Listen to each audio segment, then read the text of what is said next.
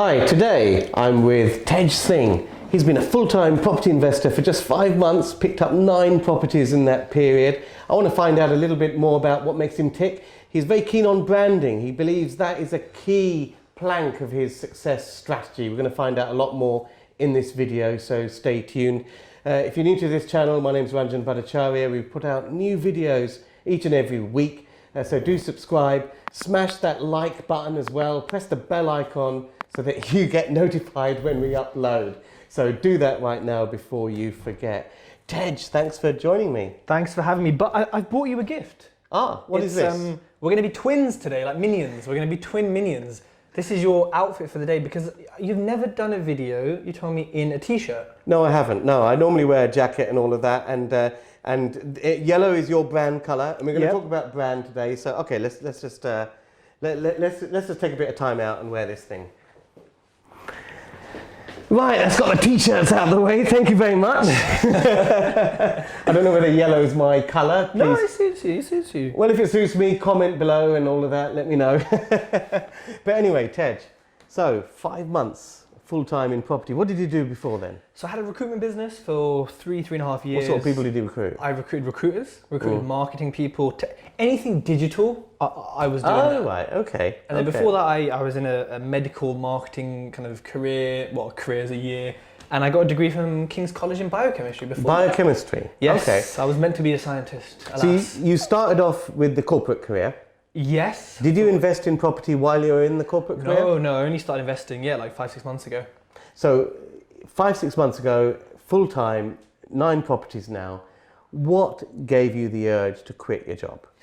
I was doing recruitment purely for money, and I'm thankful because actually it kept me going, but that's not what I'm about. Money is a byproduct of the success, and it's a vehicle to allow you to do things, holidays, cars, whatever. And I realized that, and I was like, hold on, I've been doing this business for 3 years. I haven't really enjoyed it. I did it to get the people aspect and the business aspect, but everyone hates me because I'm a recruiter before they know me, right? And I thought, you know what, life's too short. I'm gonna, I love grand designs, I love amazing spaces, I love interior design. So I said, right, you know what, I tried to do property before for a few months, it wasn't working, I couldn't, things were just not happening. I was too busy with the podcast and other stuff. I said, right, forget it, let's do it full time, let's do it properly. And I think it's paying off. Wow. So you, basically it was being fed up with the job. Yep. Right? Some interest in property. But then I guess it's the strategy that you follow, because you built a lot. And I'd just like you to talk us through your strategy, because you live in West London, but you haven't invested in West London. No, so West London is very expensive, as we know, at least compared to the rest of the UK. You've gone abroad. I've crossed the border. They don't ask for my passport anymore, they recognise. But I invest in South Wales, which is, for me, it's straight along the M4. It is 2.5 hours away. My first strategy was, right, I looked at rent to rent in Slough, just down the road from me, and I thought, okay, let me do this. But actually, rent to rent for me was management. It was a job. It was not owning an asset. It was putting in an amount per house that was almost the same as a deposit in Wales. So okay, hold on, this is not working out. And I also I had this is going to sound weird. I had no interest in urgent cash flow. I had enough savings for 9-10 months. I was like, hold on, I'm doing rent to rent because I'm scared I can't find investors. And that took a bit of pushing my ego down to be like, you're just being stupid. Like this is the wrong mindset. So I stopped doing rent to rent. I say stopped. I had like 10 viewings, so didn't do much. And I went to South Wales. I looked at Birmingham.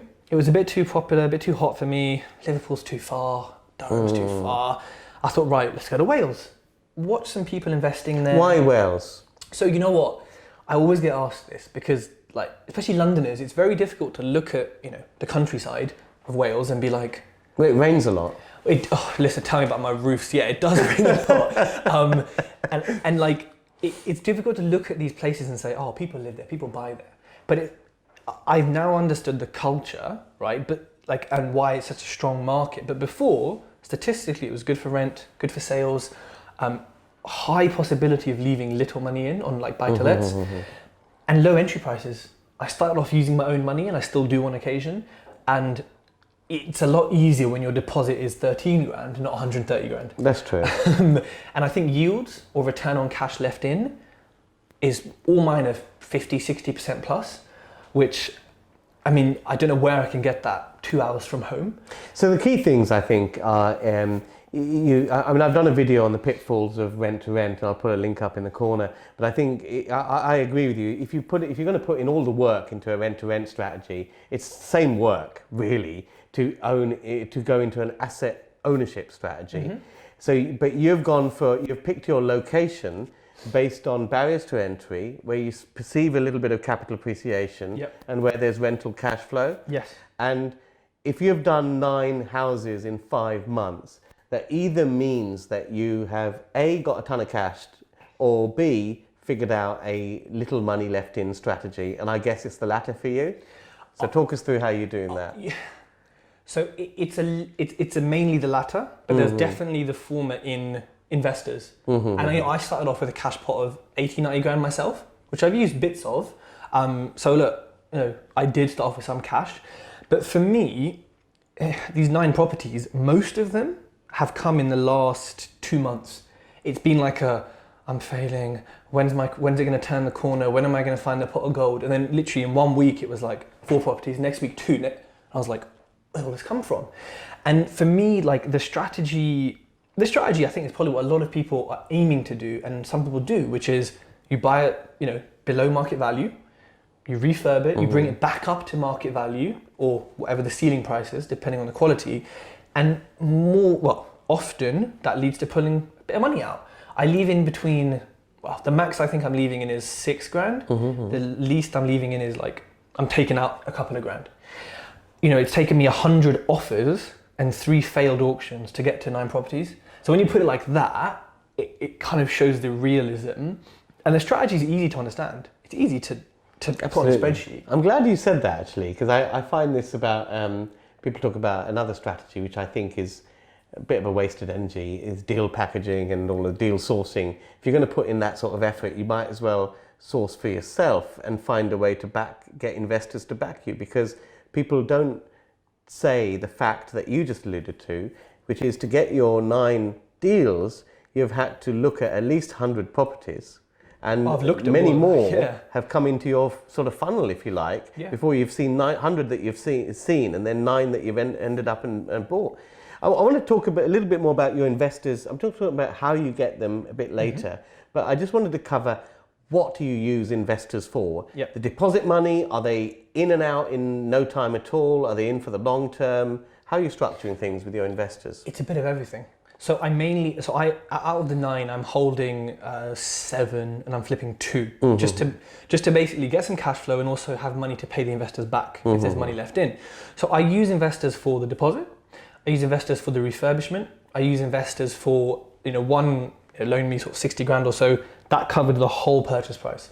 I like using investors for the deposit because it means someone gives you 100 grand, you got 4 houses as opposed to 1. But there's pros and cons. People generally loan to me for 12 months. So it's a long-term investment in case a refinance takes a little bit longer, as mortgage companies can be slow, or in case a sale takes longer. Sometimes I do 8-month terms from a flip, but yeah, it's a real mix. It's very bespoke. I have a set structure, but it's always a conversation. It's always, what do you want? What can I offer? Do we match? No, okay, stay in touch. Okay, let's talk further. So it's very bespoke to the person. Okay. I think it has to be, at least at my stage anyway. And I guess you're getting enough investors, you're having enough conversations with a diverse range of investors that you're having sort of plenty of options. Yeah, I wouldn't say I have an investment in abundance, because the mistake I made was not doing it earlier. I only started doing it when I was like, the deal completes in 4 weeks. I could do with some money. And thankfully it worked out. But because of that, now I'm starting to see the levels climb and climb and climb. But if I started 3 months ago, I'd be there right now. And that's an honest learning for people, is like, start the fundraising early. But I think I find fundraising slightly easier than someone who doesn't have a brand or a presence. That's absolutely, and there's no doubt about that. And that's the other thing I wanted to get onto, because look, you haven't been doing property that long. and but in terms of your profile, you punch massively beyond your weight. Because you are out there through, Tej Talks. I mean, how many people download these things on podcasts? The highest one is about 2,600. We've had 135,000 listens in about 13 months. So all organic as well. But when you actually get your head around that figure, if you imagine you go to a networking event, and you chat to some people, and even if you come to Baker Street, there are 200 people in the room, but how many conversations you're going to have? Maybe 10, 12 in one evening. Yeah. But you have had a conversation, or 135,000 people have listened to you have a dialogue with experienced property people over the course of the year, and that's massive. And I'm sitting, on my ass in my office at home, but I'm reaching 2,300 people on every episode. That alone should show the power of a brand. Face-to-face is great. I love networking. But if I can do that, or speak to 10, 20 people, efficiency points to one of them, right? So when on your journey did you discover that brand was key to your success in property? I think, so there's a 7 touch points to a sale thing and the 0 moment of truth that Google talk about.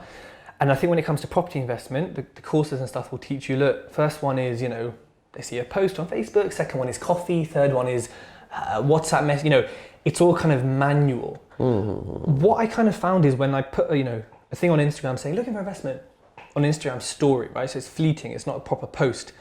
And then 2 weeks later, one phone call later of 8 minutes, couple of WhatsApp messages, £57,000 was in my account. When that happened, I just thought, I feel like I've missed a couple of steps here. And for me, I just realized having a brand does 5 steps at least of the 7 steps to a sale. And then when more investors follow similar patterns, or I meet them once, a week later, there's 15 grand account, I'm like, wait a minute, I've just skipped these steps. And that moment when I actually took a second to say, hold on, stop, reflect on this, I was like, my brand has got me this. Because there's no, they may not have said it, but they found me through my brand. They've been watching me through my brand, listening to me every day, seeing me post, as soon as I got that investment as easily as it was, it took me 10 months to get it though, if we talk about it, open, big, I just thought, wow, this is so powerful. It is. It's very powerful. It helps you make connections, of course. Oh, of course. and I've found since doing YouTube, people come to Baker Street and people already know a lot about what you are already about without you saying too much, and that's very powerful for building relationships. But how is it possible? Do you see everyone in property having a podcast and a YouTube channel and having X thousand followers on Instagram, and can everyone do it? Everyone can do it. Will everyone do it? No. Will everyone see the power of it? No. Despite Gary Vee and all these other people shouting at you saying, look, personal brand is so powerful, many people will not see or utilize the power of it. It is possible for everyone to have a brand, but then of course, I guess that shifts the ecosystem. If everyone did have a brand, then out of that would stem, because then I guess the next question is, if everyone had a brand, how do you differentiate them? And the answer is our personalities. But if everyone had a brand, then there'd be an evolution of brand to further differentiate people, just like with life. So everyone can have one. Everyone should be working on one. But here's the caveat. If you're an old school developer, you've been around for 30, 40 years, you got a black book of multi-millionaires, do you need a brand to raise investment? Probably not. Do you need a brand to get maybe free education, build your network, make friends? Yeah. So that I always caveat it with that thing. If you've got that black book and you're old school and the money's there, maybe you don't need a brand. But if you're starting out and you're ambitious and you want to get somewhere, if a tree falls in a forest, no one's around to hear it. Does it make a sound? Of course, physics, it makes a sound wave, but no one saw it. If you're buying 10 properties in a month and no one knows about it, in the society we live in, did you buy 10 houses or are you making... So it's a sad view of society, perhaps. I actually agree with everything you said, apart from one thing which I disagree on, which is the black book model. Because I guess I fit into that model, which, you know, I've been in the business 30 years. I have black book of contacts and all of that. But that black book is pretty static. How do you bring new people or new contacts with something different if you're just relying on that black book? If you're just relying on the black book, you'll be stale. Some people don't mind that though, right? Some people want just, you know. But I find, yes, I understand that, but that only works for a period of time because the market is always changing, the rules of the game are always changing. And one thing in property is every 7 to 10 years you've got to adapt, not just adapt, but fundamentally change. And if you're not open to more people in your black book, if you like, you ain't going to be able to adapt. We've talked before about how the market's changing now. I think this is an essential thing for absolutely everyone, quite frankly. No matter where you are in the game, you've got to open up to the possibility of new relationships, new business relationships with new people who can take you forward from where you are and you can progress with together. Yeah, you should. And that won't necessarily be in your existing contacts. Yeah, no, I agree with that. But you've done... you now help people with brands, I understand, and you've got a great download which you sent me on your website to help people with who want to get started with doing a podcast, which you've done very well at, and I've had a look at that. But a question for you is, I want to do a podcast. When I've only got my mum who's downloaded my test pilot episode. My mum doesn't download mine now. How do I persuade someone to come on it? Okay, so this is a good question because people do ask me, how did you build your podcast up? I spent £60 on adverts just for fun because it's fun to spend money on Facebook. It's terrible, but it is, to see the analytics. The most powerful Did that work, the Facebook advertising? I mean, it got some impressions. It's very difficult to track like clicks to a podcast because there's like 30 different platforms. Yes. But it got me lots of impressions, so I felt good, which is not the point of Facebook ads. So I think that the most powerful way is through your brand, right? So with podcasts, because they're not integrated in Facebook or Instagram yet, you have to get people off that platform onto one. Platforms don't like that. They penalise your your ranking if you keep linking externally. So how do you get people to go externally? What you have to do... Are you talking about the podcasting platforms? Yes. Yeah. So if you go from Facebook or LinkedIn to an external thing that they don't own, they don't like it because they want to keep you on Facebook, put ads in your face, make money. Simple model. So a general tip for Facebook and Instagram and stuff is try not to link externally. You won't get as high as if you uploaded the thing straight to the platform. The best way is to build a brand alongside it. So people need to know who you are and like you and kind of be interested in you before they go and listen to you for an hour. Like, it's easy to read someone's Facebook post, 10 seconds, cool. But to sit there for an hour, it's a commitment to one person. The best way, and the way I've done it, is just simply through having a personal brand, mentioning it, having a color, having a logo, having things that stand out about you, having a certain written style. If you had a podcast, in your situation anyway, it would be quite straightforward to port people over. But if you were just starting out, the way is to be on Instagram, Facebook, LinkedIn, saying interesting things, teasing interesting things, but then linking them for the full story, check out the podcast. And then that sort of hook, you make into 100 different pieces of content. Okay. It's basically a content-based model for driving people to your podcast. Okay. There's a lot to do, especially at the start. That's why I say to people, you may not actually want a podcast. And when you read the guide, you'll see it's a lot of stuff to do. Are there any other ways to build a brand? Because I guess after a while, it may be that there's just too many podcasts and there are too many of the same people appearing on every episode or whatever. And some people just might not feel comfortable in front of people and developing their brand in such a way. Yeah. So if the objective is to build relationships for deal sourcing and investors, are there any other ways that people can put themselves out there in a brand? I mean, what do you think about all these people on Instagram that do the lifestyle stuff? Does that help? What do you mean in lifestyle? In what sense? Well, should I sort of, next time I'm on holiday, me in a bikini on a beach or all that? I think you should avoid that for everyone's eyes. With a margarita. Does that help? You in a bikini might help your YouTube, or it might destroy it. I don't know. Maybe test it, A/B test it. I think, look, lifestyle helps because people connect with you. If I put a picture of a car that I'm liking on test driving, that could get me investors, that could get me relationships. Because people say, oh, I love that car. Like you and me were talking about cars today. And that's a relationship being built by something I just noticed. So, you know, people shouldn't be like boasty about it and just, you know, oh, me and my new car, that's actually not even my car, sort of thing. But the odd little bit of personality has to come through because people invest money, time, emotions in you, not your watch, not your house, in you.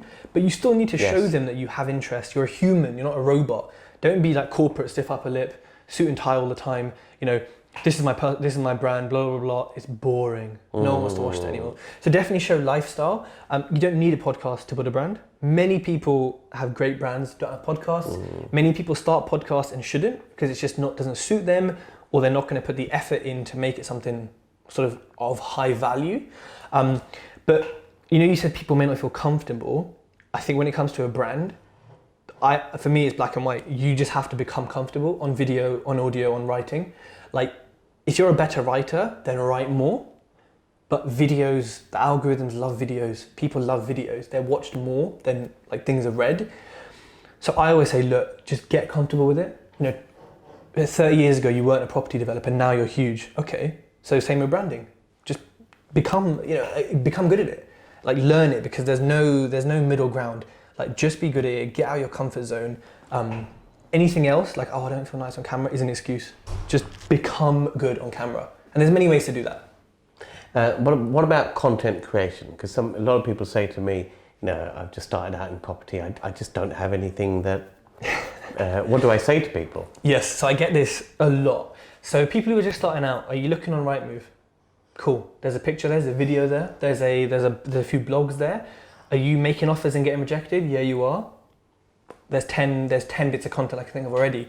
Are you viewing properties that have cracks, subsidence, knotweed, ugly taps, magnolia, no floor? Like, you go on one auction viewing, an interesting one, there's 10 pictures there, there's 4 videos, there's 3 blogs. That whatever you're doing as a property investor, young, old, you know, starting off, or you got 30 years in it, everything you're doing is property related. Oh, going to meet a potential investor, going to meet an estate agent. You know, everything is property. Like, so what Gary Vee says, you know, document your journey as well as create. So right now we're creating content, but when I leave and I'm like, hey, I was just on camera with a bunch of blah, blah, blah, that's me documenting this. So there's differences. So people should start off documenting, and then when they, you know, have this set up and they should start creating content. But I think, again, and maybe being blunt, it's an excuse. There's always something you can make into content. Like, I can turn anything into content. Put anything in my hand right now and I'll relate it to property, I'll relate it to business. And I think you could probably do the same. You're absolutely right. And I think and you don't need tons of equipment or anything like that. You can do it with your phone. The thing that's changed, like I know from our stats, you're watching this on YouTube, more than half of you are watching this on your mobile devices.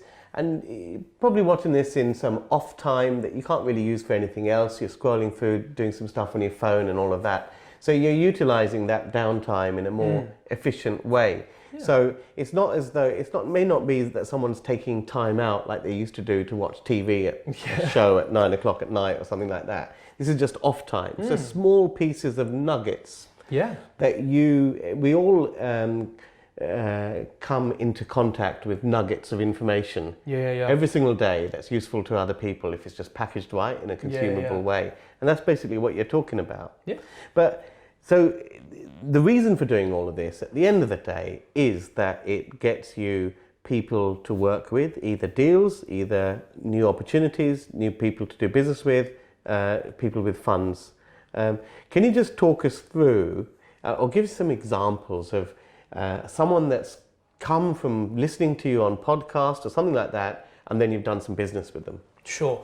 So I think, just to add to the reasons why that, I think the main reason why for doing Tej Talks as a podcast is just education, value, and giving people access to people like you, kind of realistic people doing it right now, not have done it, but doing it right now for free.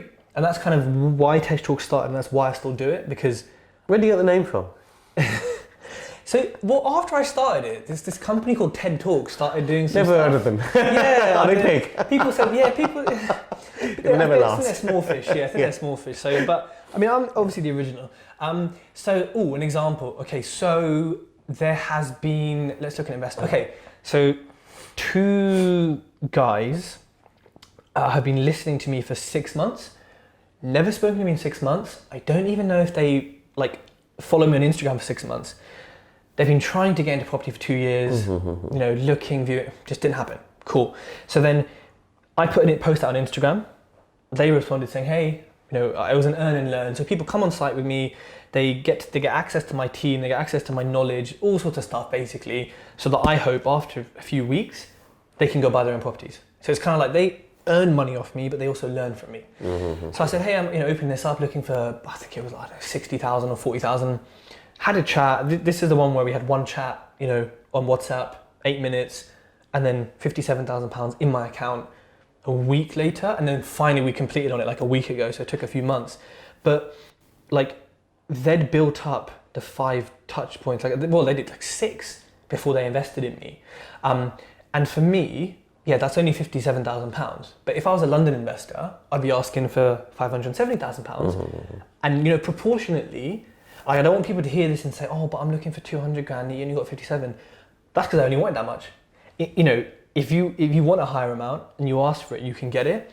But, they had no two-way engagement with me. They were just listening to me for 6 months. I'd never said a word to them until this, and they invested in me. And there's other people who invest, let's say smaller amounts, who follow me on Instagram, watching me, liking stuff, laughing at my stories. And the next thing you know, oh, Tej, I've got a bit of money in the account. Can we? Haven't met them, one phone call, and they invest. Because of the trust that I build up from me being like, guys, I had to fix my roof, it cost 700 quid. That's a month's rent gone. Or this builder, messed this up. I just say everything. And I think that aspect is what they invest in. But there's obviously other things, one of my overseas investors has seen the podcast, has seen my stuff, lent me just under 200 grand, haven't met them, had one phone call after she loaned me the money because of the brand. And it's powerful when one of them said to me, Tej, obviously we haven't met, we haven't, blah, blah, blah, but I see your activity and I see the network you have. So I know my money's safe. One, with you, but secondly, because if something goes wrong, I know you will call someone and you'll fix it instantly. And I said, actually, that's true, which I didn't realize. And I was like, yeah, that is true. I have built a network of people like that. And that just put the cherry on top of the cake, where I was like, okay, this stuff works. Have you seen the film Star Wars? I love Star Wars, mate. Star Wars. So you'll be, all that lightsaber and stuff and all of that. That might be a bit of a challenge for our editing guys. So in Star Wars, you've got the Force, yeah? Of course, the social media is where I'm going with this analogy. Okay, yeah, I like this. It can be used by the Jedi for the good and all of that. Yes. But it can also be used by the for Sith Lords. The Darth Vader and the negative dark side of things. So yes. all of this stuff about brand, yes. It can be used by the Jedi guys, but they're also the Darth Vaders out there who are using it. And how do people differentiate how people are using the Force? I love this question. Do you like the analogy? I love the analogy. I've just got Darth Vader in. Right, so very good question, and one that people don't ask enough. Firstly, it is difficult to tell when someone is using it for good and bad. I think, so here's the thing, it's quite a complex answer. And we were speaking about this earlier. Society likes Lamborghinis and shiny things and houses and nice clothes because it proves to them wealth. So then people invest in this, but the people who are showing these signs of wealth aren't necessarily the real deal, but they know that society invests in this. So firstly, and not in any order, I think we as humans in society are to blame. If we're attracted to all these shiny things, people are going to use it against us like a trap to lure us in. So firstly, we have to have the self-awareness and separation from money being, the most important thing in the world, to realize, okay, if money isn't the most important thing in the world and it's a byproduct of success, then these people, again, it's not going to have the same impact on you because you're not just seeing bags of dollars under their arms. You're seeing, someone being flashy. And if you look at Bill Gates, Steve Jobs, all these billionaires, you look at them and they look poor. They don't even look average. Some of them look poor. And you think, like Warren Buffett drives a car, he only buys salvage cars or something. I'm like, that's crazy, but he's one of the richest people in the world. So I think people need to take a step back, be self-aware and say, hold on, you've got all these billionaires here who you never hear from on tweeting, and they act, look and drive and seem like this. But then you've got this lot who are flashy, who you always hear from. That's the first thing. Like, why is there this disparity? Secondly, there's always going to be hearsay and gossip. So you have to kind of filter it out, but you should keep an eye on what people on the internet are saying about certain people and certain causes. It takes one disgruntled person, of course, to say, oh, I don't like this person. But be detached from it. Keep a view of, okay, I understood that, cool, I'll make my own judgment, but okay, keep hearing things. Something's maybe amiss here. Company's house, I mean, it can be useful, but accounts can be done however you want them to. So it's not the most useful way to check someone out. I think it's not a bad indicator though. It's not they've either got a bean or they haven't really. I mean, Yeah. you can't punch that above your weight if you producing accounts that show nothing. Well, But it's a reasonable indicator. It's a reasonable indicator, yeah, but it won't give people like some people think it's like the ultimate insight, which it can be, but I don't think it's the full. Speaking to people, asking them questions about the security they offer, asking them about their course, ask them how many properties they have, and if they're getting iffy, like, I don't have to tell you that, if they're, as humans, I think we're kind of perceptive. So if someone is answering my questions in a really weird way, I think, someone asks me how many properties I got, I say 9. There's no, what do you want to know? It's just, there's an answer. So when people act in a certain way that's shady, I think you should maybe say, okay, maybe they're shady.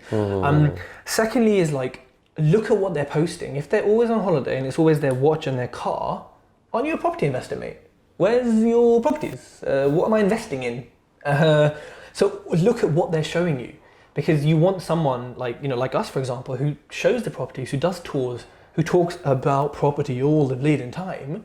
That's someone you can work with or invest with, or take a course from.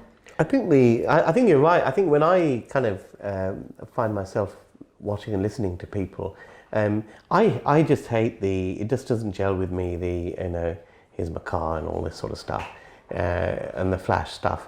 I don't see the point. I think but when you put out content out there, I do some articles for some magazines and stuff, and YouTube and all this, I think people get an idea of what you are about as a person and your approach to business and property, and it either gels with them or it doesn't. Whether you have a watch or not, or whatever, or a car or not, or whatever it is that you drive, that's not a sign of, I need to do business with this guy because of this. It just doesn't make any sense. And I think the people that do harness the force for the dark side tend to be far more on that, because there's very little content. Yeah, and also these people, the money they have, and I'm not trying to dictate anyone's life, but if you look at serious entrepreneurs, serious investors, all the money that comes in, where does it go? Straight back out. The curse of an entrepreneur. So if this person's a real hustler and really working hard, how are they affording £2,000 a month on a Lamborghini Huracan lease when that could go into a HMO? I know for a fact all my money goes in and out, and I'm sure yours, when you started out, was going in and back out in investments. So that's another thing to think is, if I was an entrepreneur like that, surely I would just keep reinvesting. So there's lots of little clues of perception. That's why I'm kind of finding it hard to put into words. It's just human perception of people. But is your human perception a little bit more than most? Because you've been doing these Tej Talks for how long now? 12 months now, I think. And how many people have you done? Ooh. Oh, sorry. How many people have you interviewed, I should say? I guess I've had about 57 on.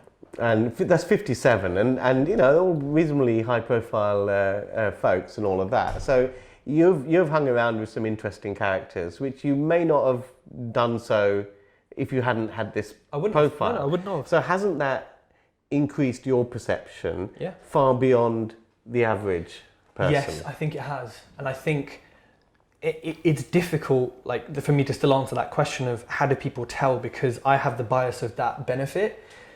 I think we could say that schools should teach this or colleges should teach this sort of stuff, and they should. But I think, if you don't have the benefit that like I have of 12 months of podcasts of meeting people, is maybe bring a friend who's outside of property who you think is quite smart and switched on and say, what do you reckon of these people? Because they're not in property, they'll ignore all the ROCE and all the R. They'll just be like, oh, I don't think he's genuine, or I think she's great. So maybe there's suggestions like that, like bring third parties in to help you, to advance your judgment, maybe. Okay, so take us through some of your property stuff. So you're growing quite rapidly. Yes. Single lets or multi lets? All boring, vanilla single lets. Why? So I want the portfolio to be as passive as possible. And you're going to say to me, buy commercial then, which I'm sure I will. But at some point in your career, you'll come around to that. I will. I definitely will. So I want to be as passive as possible. Where I invest, single lets work here and HMOs work here in terms of figures, clientele, etc. So single lets have just worked. They just work really well. Get nice passive cash flow every month, 300 quid a month each one. Yes, you need quite a few of them to build up to something, but I like the kind of de-risk that it's humans. In the HMO, all the humans are touching. You got all these AST. I've got humans, walls between them. The risk is spread over multiple ASTs in case one doesn't pay or something like that.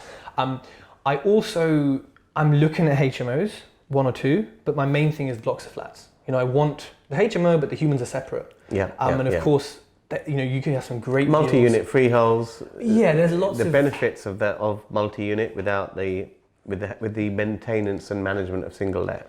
That's why I love them. So I've actually got a couple in my inbox I need to check. I just emailed some people this morning.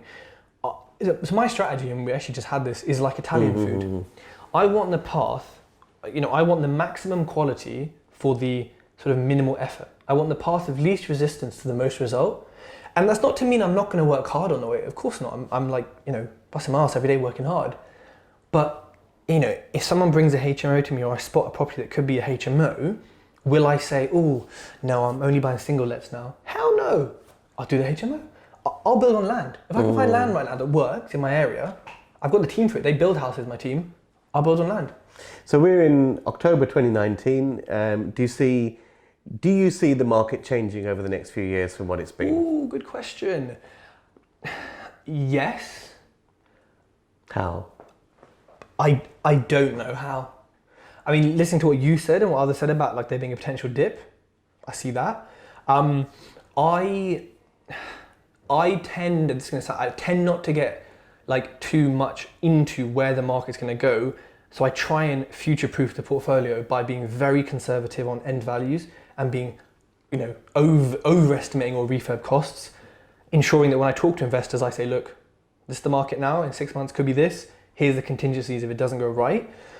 That's what I think I prefer to do because, like say with Brexit, we could talk about Brexit for 10 hours and we'd be no better off than Boris, So for me, if I get caught up on that stuff, there's the potential that it can put people off. There's people who are waiting right now, I'm going to wait till after Brexit to buy, I'm going to wait.